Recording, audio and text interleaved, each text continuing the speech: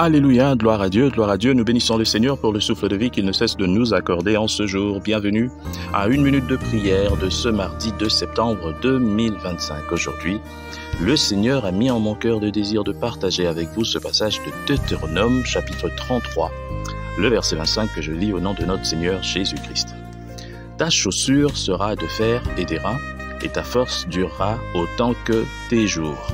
Ta chaussure sera de fer et d'airain, et ta force durera autant que tes jours. Alléluia. Chers frères et sœurs dans le Seigneur, la bénédiction accordée à la tribu d'Asser est à retenir, car la promesse matérielle qui lui est faite a une portée spirituelle pour notre service.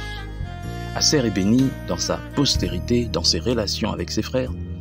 Il lui est aussi promis qu'il lavera ses pieds dans l'huile. Et ensuite viennent les promesses de notre texte, ça veut dire une chaussure de fer et d'airain. Que signifient les reins? À travers la Bible, ce métal symbolise le jugement sur le mal et l'iniquité.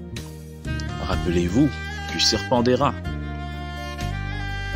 Ensuite, les soldats de Christ qui le suivent ou qui les conduisent sont chaussés de fer. Dieu nous donne force et endurance afin que nous puissions poursuivre la course avec lui, persévérer dans la lutte et parcourir sans fatigue, sans blessure et sans usure le chemin qu'il nous a ouvert en précurseur. Si nous portons ces chaussures de fer et d'airain,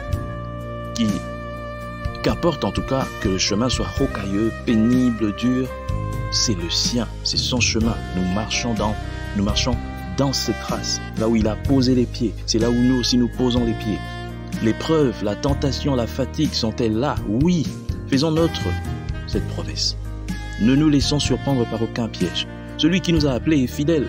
Il nous a tracé une route dure, c'est vrai, difficile et dangereuse, mais il veut que nous y marchions victorieusement. Ta chaussure sera des fers, et n'oublions pas aussi des reins. Et le secret de la victoire, n'est-ce pas l'huile du Saint-Esprit? Quel beau contraste! Il lavera ses pieds dans l'huile, ta chaussure sera de fer et d'airain. C'est le Saint-Esprit qui donne la persévérance, qui protège du mal et rend victorieux. Aussi le croyant que nous sommes, nous devons marcher sur cette route dangereuse, épineuse et rocailleuse, sur les pas du Seigneur. Mais puisque cette route est dure, difficile, il y a de l'huile pour nous laver les pieds, pour que nos pieds ne soient pas abîmés. Ça veut dire en d'autres termes que le Saint-Esprit est là comme consolateur. Partout là où il y a des difficultés sur cette marche avec le Seigneur, le Saint-Esprit vient pour panser nos blessures. Le Saint-Esprit vient pour éclairer notre chemin là où il y a l'obscurité. Le Saint-Esprit vient pour adoucir, pour calmer les peines.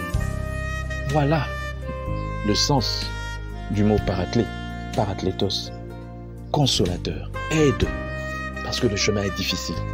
Mais seulement le mal, c'est que beaucoup de chrétiens aujourd'hui servent le Seigneur par eux-mêmes. Le Saint-Esprit n'y est pas. Alors, vu ce passage, comment voulez-vous servir Dieu comme il se doit, tant que vous n'avez pas l'appui du Saint-Esprit sur ce chemin rocailleux, épineux? Comment allez-vous vous en sortir? Voilà pourquoi beaucoup abandonnent. Voilà pourquoi beaucoup vont chercher refuge en Égypte. J'ai des féticheurs, des marabouts, dans l'occultisme. Mais lorsque vous êtes ancré dans sa parole, le Saint-Esprit est là pour vous guider. Vous n'allez pas vous perdre. Vous allez marcher avec assurance et vous allez atteindre le but. Que le Seigneur bénisse cette parole, qu'il bénisse tous qui m'ont suivi, que cette parole atteigne les extrémités de la terre et que gloire lui soit rendue au nom de Jésus-Christ. Amen. Bonne journée à tous.